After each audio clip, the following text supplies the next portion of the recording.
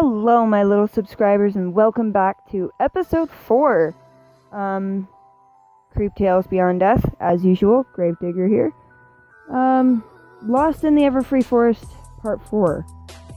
This one's going to be a bit interesting because of the simple fact I'm going to be using some Google images that I had gotten off of, Google Images. They are only supposed to be being used as representations for what my characters would look like if I actually had the talent to draw them right now. And perfect. They're not on the spot, perfect detailed of what they would look like, but they are close enough in detail that I'm using them as examples. So, here is my disclaimer, credit to those artists. Let's get into the story.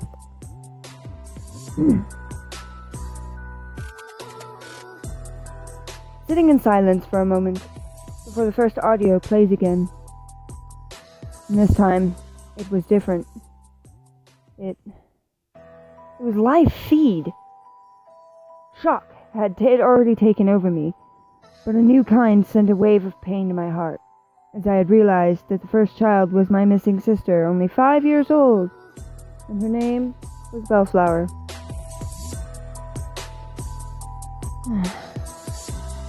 Sitting, reminiscing, but once I had my hoof hovered over above the other button, I instantly recognized the whimpers of pain and fear. It was the neighbor's colt. He was only a couple years older than my youngest sister, being about 7 or 8, and his name was Blaze, or Blazing Dash.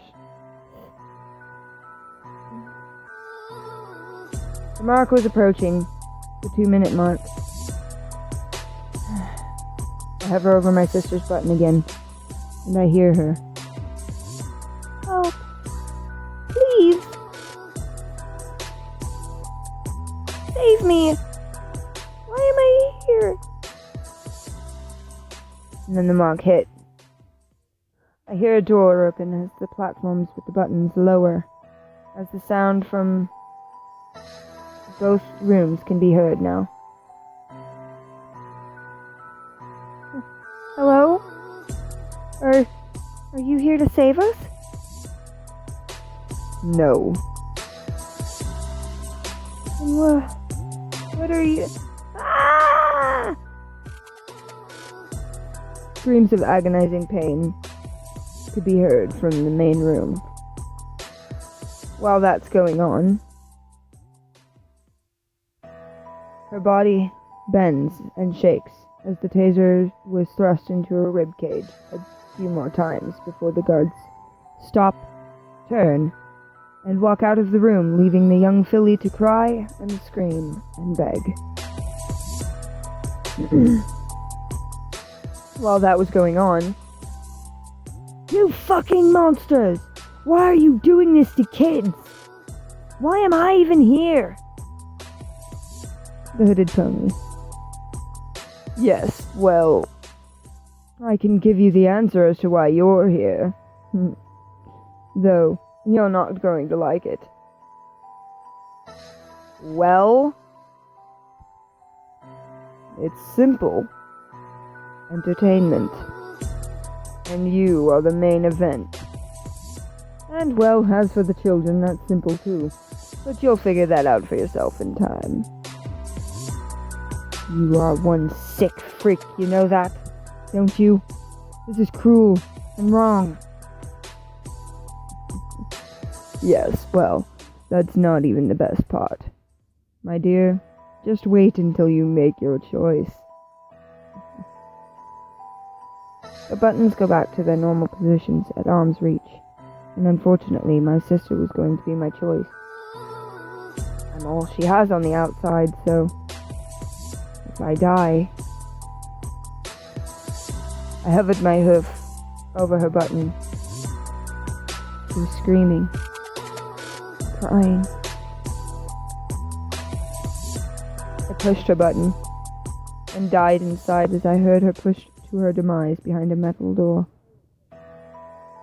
But then suddenly, a screen showed up, and a projection of my own sister being soaked in tenderizing items like butter, and then being bathed in seasonings. They blindfolded her, and then kicking and screaming, they tossed her in an oven and cooked her alive. All I could find myself able to do was cry, until he walked in. "What do you want?" I said shrilly. "Why, I simply came in to check up on you." "Oh, yes, and this round isn't over until you finish every bite on this tray that I have here. That's all." I look at the tray in horror. With how things have been going, I had a pretty good idea of what was under there. I removed the top, and then immediately turned my head and puked. For it was my sister, just like I thought. The filly who had been cooked alive. "You can't honestly expect me to cannibalize my own kin." "Oh, but I can, and I do. So, go on. Oh, and here, we wouldn't want you going into it like a savage. So, have some soda."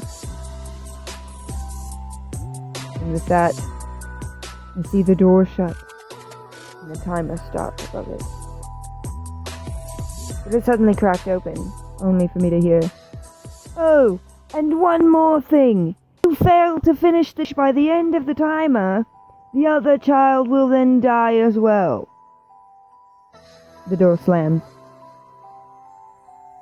and I stared blankly at the charred cadaver on the tray.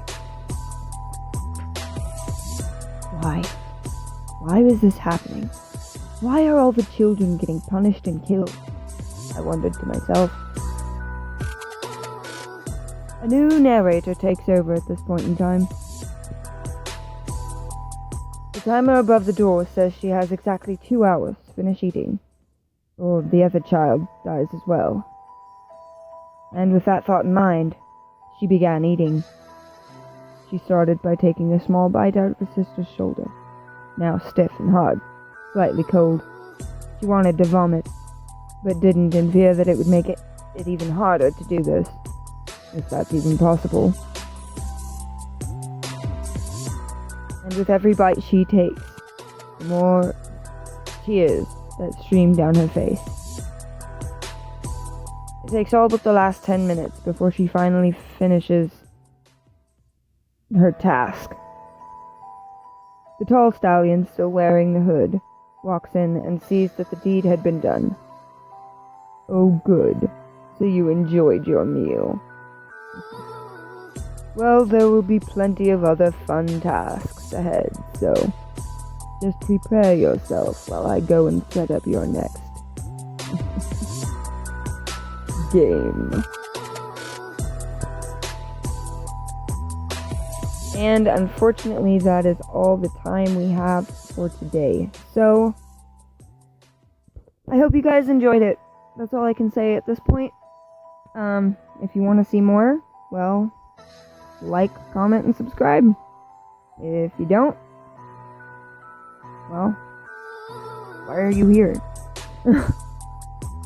You guys have a good one. Bye, my little subscribers.